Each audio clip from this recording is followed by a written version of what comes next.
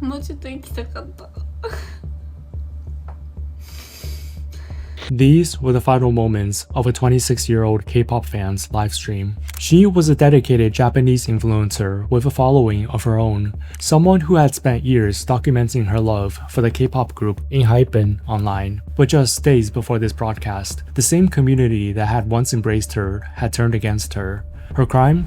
A bouquet of flowers.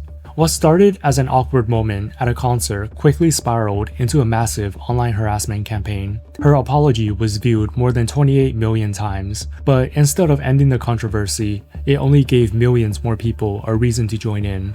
The same community she had spent years being part of had turned against her in an instant.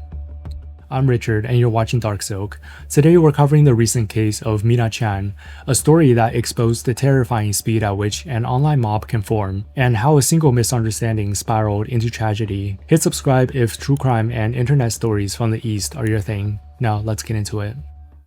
ENHYPEN is a South Korean K-pop group formed through a survival competition show in 2020. In just a few years, they had built one of the largest and most passionate fan communities in the world. One of those fans was Mina Chan. She was 26 years old, originally from Japan, now living in South Korea, and by all accounts, one of the most dedicated fans you were likely to meet. Her favorite member was Nikki, the group's only Japanese member. Like Mina, he had left Japan and built a life for himself abroad. But Mina wasn't someone watching from the sidelines. She built a huge part of her life around it. She ran a dedicated fan account for Nikki and traveled constantly for concerts, fan meets, and special events. Following a K-pop group at this level means flights, hotels, tickets, merchandise, and sometimes traveling across countries just for a few minutes with your favorite member. Before becoming known within the ENHYPEN fandom, Mina had reportedly worked as a nightclub hostess in Japan. Some posts circulating claimed that she had once been an extremely successful hostess,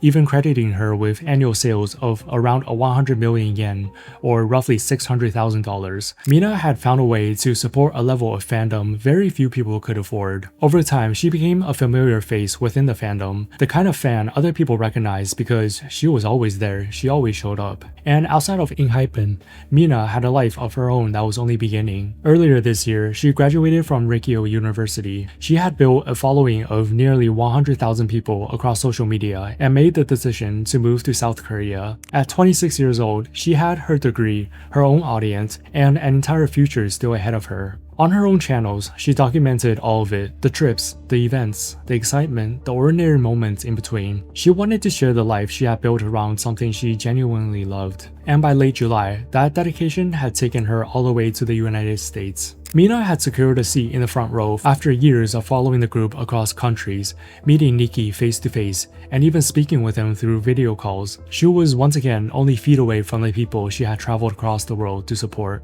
Before the show, she picked up 2 bouquets of flowers. She had no idea they would change her life.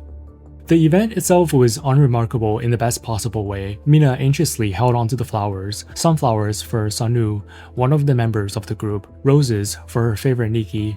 During the concert, she tossed the sunflowers onto the stage. Spotting them, Sanu picked them up. He looked around for a moment, seemingly unsure what to do, paced back and forth across the stage, and eventually tossed them back towards the audience. Later, during the VIP fan event, Mina had another opportunity to meet the members face to face. According to her, she explained that the flowers were meant to create a small moment between Sanu and Nikki, whose friendship had become popular among fans. She hoped Sanu would pass the flowers to Nikki, almost like a playful interaction between the two that fans could capture and enjoy and share online. But the exchange didn't come across that way to everyone watching. Some fans felt Mina had put Sanu in an uncomfortable position. To them, asking him to pass the flowers to another member made it seem as though she was using Sanu simply to get closer to Nikki. Others saw the interaction as disrespectful towards Sanu himself, especially because the attention seemed to be focused on what Mina wanted from the moment rather than on him. However, others saw something much less serious, an excited fan trying to create a cute interaction between 2 members she admired, only for it to come across more awkwardly than she intended. For the moment though, it was just a minor disagreement within the fandom. Others thought people were reading far too much into a few seconds of an interaction. But on July 31st, just a few days after the concert, Nikki went live. Like many idol live streams, it was relaxed and unscripted. Fans tuned in to hear him chat about recent concerts, life on tour, and whatever happened to be on his mind. At one point, the conversation turned to fan interactions. Nicki said that whenever they performed, there were always people trying to get his personal attention. He explained that he wanted concerts to be enjoyable for everyone, not just the fans in the front rows. He wanted to reach people sitting farther back, the ones who might only get a brief glimpse of the stage. When too much attention was focused on individual interactions, he felt it changed the atmosphere of the concert. He never mentioned Mina. He never mentioned flowers. In fact, he never described any specifics at all. He spoke about it as something he noticed at many of his concerts. And importantly, this wasn't even the group's next appearance after Mina's concert. ENHYPEN performed several more shows by the time Nicki made these comments. But a portion of his fanbase had already connected the dots, or believed they had. The flower incident had happened very recently, and many people immediately assumed they knew exactly who he was talking about. One person floated the theory, another repeated it, then another, then another. Before long, the assumption spread faster than anyone could have stopped it. Mina's name began spreading across social media. People dug through her fan account, reposted photos from the concert, and dissected every interaction she ever had shared with the group. Within hours, she had gone from a recognizable fan to the face of a controversy. And here's the part that's important. No one ever confirmed it. Everything that followed was built on an assumption. Most of them never even knew of her before this. Many probably believed they were simply giving their opinion, but it wasn't just one opinion. She received thousands of them. The internet had already made up its mind. If you're not familiar with K-pop, you might be wondering how any of this became such a big deal in the first place, because from the outside we're talking about just flowers. But K-pop fandom operates very differently from the way many people traditionally follow celebrities in the West. The industry isn't built around music alone. Idols are also marketed through personality and accessibility to create a sense of closeness with their fans. There are live streams where idols talk directly to fans from their bedrooms or hotel rooms. Apps allow fans to receive messages, voice notes, even personalized videos from their favorite artists. Then there are fan signs and video calls where buying albums can give you a chance to speak with an idol one-on-one. It's not just about the music, you're encouraged to get to know them. And if you keep showing up, eventually they might start recognizing you. For someone like Mina, Nicki wasn't a celebrity she had only seen through a screen. She had met him multiple times. She had spoken to him through video calls. She had stood feet away from him at concerts around the world. None of that means they actually knew each other personally, but in her head, that line might begin to feel less obvious. And to be clear, this isn't some accidental side effect of K-pop. That feeling of intimacy is part of what makes the industry so successful. Fans organize streaming campaigns, bulk buy albums, travel internationally for concerts, and sometimes spend thousands of dollars trying to secure another fan sign or video call. Within these communities, spending more time and money can become a visible way of showing how dedicated you are. And because everyone around you is doing it too, it doesn't necessarily feel unusual. It feels like being part of something much bigger. That's what makes these communities so powerful. People who might never have met otherwise form genuine relationships, finding a sense of belonging through something they all love. Mina had been part of that world for years, but there's another side to this sense of belonging. When thousands of people feel personally invested in the same group, disagreements can feel personal too. Criticizing an idol can feel like criticizing someone you know. Getting more attention from an idol than another fan could create jealousy, and when a fan crosses a boundary, other fans might see it as more than just a mistake. They can be seen as betraying the community itself. And suddenly, the same collective power that can stream a song a million times or fill an arena with light sticks can turn in another direction, toward one person. That's what was beginning to happen to Mina. Right after Nicki's livestream, Mina posted a single word on her X, close.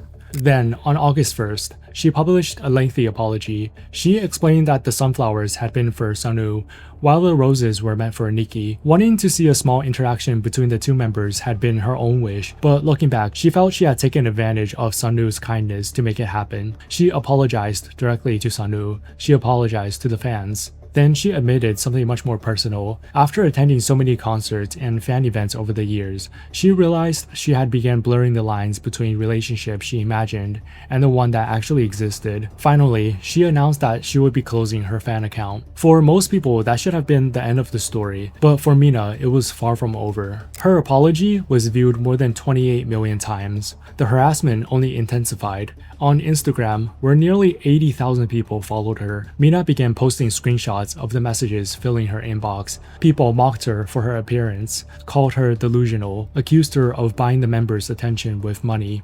Others told her to stop calling herself a fan altogether. One message after another. She posted her response in a black text box over a screenshot. Why do I have to be told things like this by complete strangers?